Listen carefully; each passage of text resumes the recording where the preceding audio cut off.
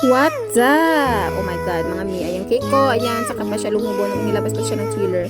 And alam naman natin pag naka-chilled na ay stable na yung ating frosting and mabuti na lang yung in-spray ko siya ay kuminis pa rin siya. So ayun. And ayun na nga, bago nangyaring trahedyang yon, ay ito muna ang ating ginawa mga mi. Ayan yung ating cake size po pala is 5 by 6. Yung order po pala sa atin sana ni client is 6 by 4. So since kakilala ko lang naman siya and hindi naman siya ibang tao sa akin kaya ginawa ko na lang, sabi ko nga sa kanya, iniba ko yung size nito, pinataasan ko siya pero parang pinaliit ko yung kanyang diameter para medyo mas mabagay yung kanyang design dito kasi yung design nito mamaya ay makikita nyo na lang guys. And so ayun na nga, ang kanyang design dito, napakasimple lang naman siya guys, pang lalaki lang talaga na pang na design nga kumbaga.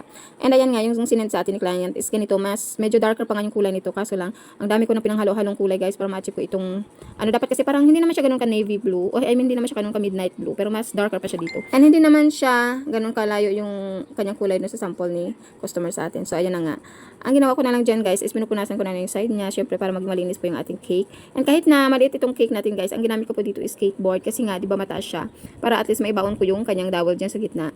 And then, medyo malayo kasi to dito sa atin yung pagdadalhan ng cake na to.